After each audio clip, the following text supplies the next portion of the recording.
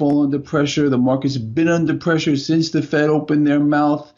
They are trying, I believe, to keep some type of a narrative going that they're in control. As a matter of fact, they put out a statement after that trying to ease investors about, oh, don't worry about inflation. We got it under control. That to me is a big tell that they do not have it under control. Why do they have to come out and say it? Unless they're worried. In my opinion, they understand what's going on here. They have no clear exit from what they've done to the financial markets, and I'm talking about the distortions that exist. They are literally off the Richter scale right now, and it is going to correct. But the Fed, in my opinion, has been this way for a long time, is going to attempt at least to keep this propped up until they can't. And are we seeing that now in the market with all this massive volatility, with the big sell-off after they open their mouth? Who knows? Only time will tell. Now, you recently have talked about how you really think that stocks are in trouble and that we're just seeing a lot of market volatility. Can you expand on that? Oh, absolutely. Look, we've been here before. This is nothing new. And this is what I think people need to understand. It has a lot to do with the yield curve, which continues to flatten out. And the valuations in the market. The last time we were in this same spot was 2008, just at the top of that bubble. The time prior to that was at the dot-com bubble. So we're just seeing history repeat itself. The markets run in cycles.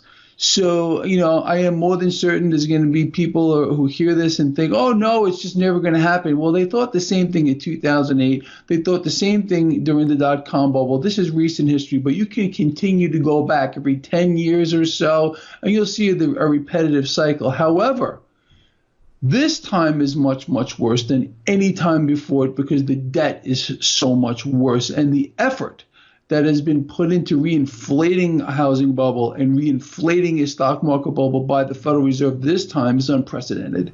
So what does that mean? The potential for a greater hit to the financial markets, to housing, is a lot greater than it was before. Right, and you mentioned the yield curve inverting. It looks like, so basically what that would be is if we saw long-term interest rates fall below short-term interest rates. So why do you think that's going to happen? And also, why would that have a negative impact on the markets? Well, if we use history as a guide, we can say every time that this has happened, the last two times, it's ended in financial catastrophe. The yield curve flattening out, and there's some people on the mainstream, of course, that are going to say this is not true. However, if history is, again, any guide, it's pointing towards an economic slowdown. When people don't want to hold debt for a long period of time, you get that inversion, and that says something. So these guys on the mainstream, they can twist it any way they want. But again, if they just look at history as a guide, they will understand that it's in our face. But they don't want people to know that. They don't want people to understand that distortions in the market are really unprecedented here at this point.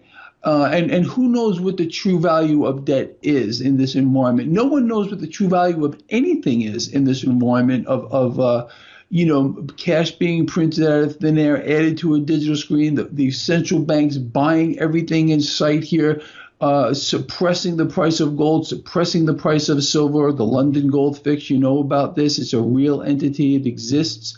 I urge people to look it up for themselves if they believe it's a conspiracy that gold and silver prices are suppressed. Well, the London Gold Fix. I mean, it's common knowledge, but it's never addressed. Anyway, so that's where we're at here. But the main issue, what people need to understand, is this is nothing new. Where we are now, we've been here before, and it's going to melt down at one point, and then it's going to get propped up by some mechanism again. So it's just a big cycle that just repeats over and over again. And that's the way I see it. Now, with respect to gold and silver, as you were talking about, can you give us an update on where gold and silver prices have, been in maybe the last month and where you see them heading in the short term? Well, it's interesting. If you look at the price of gold and silver right now, and even cryptocurrencies, they're all catching a pretty good bid here as the stock market is falling under pressure. Now, this is a scenario I've outlined for years. I said at one point here, when the risk on trade is no longer working, you're going to see cash move into other places. It doesn't go to money heaven. It's going to simply look for another avenue to go to. And I believe we're still going to see a huge amount of cash go into commodities, especially those that are being suppressed beyond anything I think anyone could ever have imagined. Gold and silver are priced in dollars. Meanwhile, the global debt, the dollar being a unit of debt, has exploded, unlike anything we've ever seen in history. Meanwhile, price of gold and silver is really low in relation to that. It's incredible. But anyway, that's where people need to be, in my opinion, in an environment where we get a sell-off in stocks. You want to be in commodities, especially silver, gold. And I also believe people need to be in cryptocurrencies here. I know there's a lot of people out there who hate them, but there are a lot of people making a lot of cash with it. And I believe in them in this environment, yes. So why specifically do you believe in cryptocurrencies? Well, because where are people going to be? You can't be in debt. Debt is insane. The market's going to eventually correct to a fair value. So you don't want to be there either. You want to be in dollars that are being diluted into oblivion despite the blip that we've seen on the radar screen. We've seen the dollar catch a bid recently. You can't be there either. So it's either going to be commodities or cryptos. Where else are you going to go into real estate? The housing is in a bubble too. Although I just recently bought a home. That's the truth. But I don't plan on moving for a long period of time. I don't have any debt. I don't care.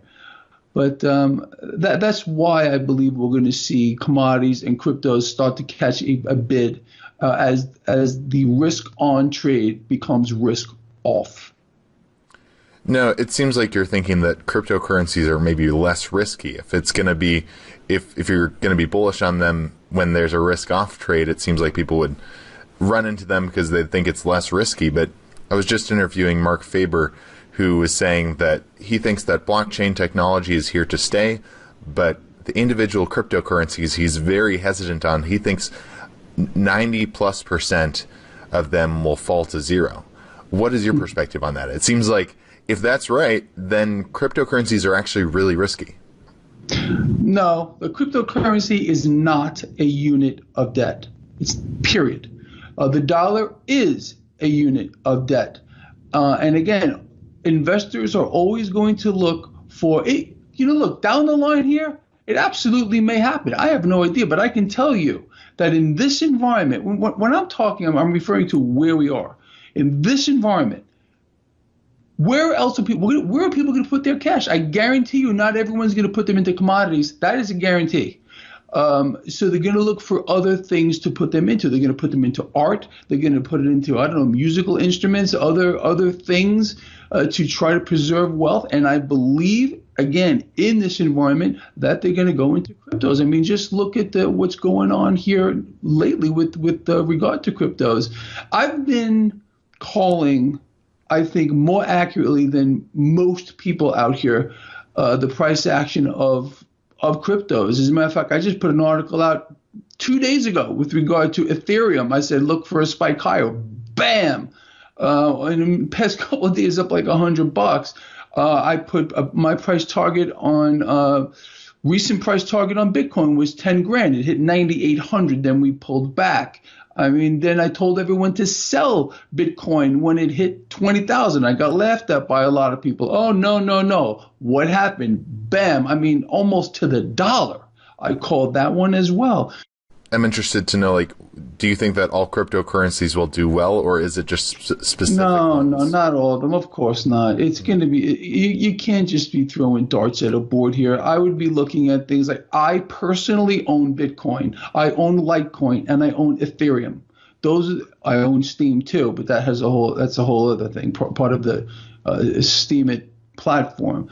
But those are my current holdings. I believe in these three. Of those three, my favorite is Ethereum for a multitude of reasons. But this is something that is not going to go away. In my opinion, as far as I can see right now, will these things at one point go to zero? Sure. So is the dollar. So pick your poison here. They're committed to killing the dollar. They're committed to diluting the dollar. We understand this. We're starting to see inflation, although the Fed is saying, oh, no, not really. And if we do, don't worry, we can take care of it. Yeah, sure you can. What people don't understand is we exist in an environment where the Fed has gone absolutely bonkers, printing these things out of thin air, adding to a digital screen, and we still have around the same amount of goods. You cannot stop all of these extra bills in whatever form they exist to chase the same amount of goods at one particular time. It's going to happen. So we need to keep our eye on that. So again, just going back to alternative investments, if you cannot be in debt, the dollar being a unit of debt, if you cannot be in stocks, cash is going to simply look for places to go. Whether or not cryptos are tulip mania, I could not possibly care less. All I know is for now, these seem to be performing well. So I'm not saying people are going to grab these and pass them on to their great grandchildren. Maybe they will, maybe they won't. But for now, this is where people need to be. Commodities, gold, silver, these prices will be realized, their actual value at one particular time. I don't care how much rigging they want to throw at it. I don't care what they want to do. I just want, with regard to cryptos, I want Wall Street to keep their damn hands off of it. We saw what happened when the futures started trading. I warned everybody what would happen, and I was 100% correct on that. So as long as Wall Street keeps their hands off of cryptos, I'm going to keep my hands in them. Just like gold, just like silver. I also own palladium. I own platinum as well. Now, still with respect to cryptocurrencies, you were saying that you don't really care. Maybe it is another tulip mania. Maybe it's a huge bubble. But if you can still make money, then go for it. And I guess my question to you is, in any bubble, you can make a lot of money, right? But you have to time it correctly. You have to sell at the right time. So what kind of indicators will you be looking for in cryptocurrencies that'll tell you, okay, now this is where we're topping out? Well, number one is I'm going to watch the price action. It's very simple. Just look where the prices are going. And I'm not talking on a day-to-day basis. I'm talking over several weeks here. And then, for example, let's say you're holding Ethereum, for example, and you're watching the price action up, up, up, up, up, up, up, and all of a sudden you start to see a pullback. What's wrong with taking – this is what I told people to do with their freaking Bitcoin when it hit 20 grand. I told them, I said, sell it, lock up those profits for a little bit, put it in another asset for a little bit. You can always go back into it. Oh, no, we're going to hodl. We're going to do this. You know how many people wrote to me and said, Greg, you have no idea how much I wish I would have taken your advice? They didn't. People stayed in. They watched it melt right down. What did it hit, 6,000 or 5,800? I forgot what it went down to at one particular time. They could have locked up those profits and then reinvested, and then look where they have been now. I mean, the amount of cash would have been incredible. But people don't do that, and they're going to do the same thing with the stock market, unfortunately. They're going to hold on all the way down. But it's pretty simple. Watch the price action. If you're a chartist, if you know how to look at a chart. As a matter of fact, I put up a really incredible chart right on my website, traderschoice.net. You can watch the price action on a chart. You can put in Bitcoin, Ethereum, Litecoin, any ticker symbol. Just put it in there. I already set up the whole chart for you. So it could not possibly be easier for people to use. Silver, gold, anything. So that's the main thing. Just watch the price action. You don't have to time it to the day. You don't even have to time it to the week. So you have a margin here. So people don't have to worry about, oh, my goodness, I got to sell today. Oh, my goodness, I got to buy now. No, absolutely not. That's when you're going to get yourself in trouble. You can't think like that. You're never, ever, ever going to be so accurate with your timing that you're going to nail it down to the minute. Maybe you'll be lucky enough to get it to the day or to the week, maybe even to the month. But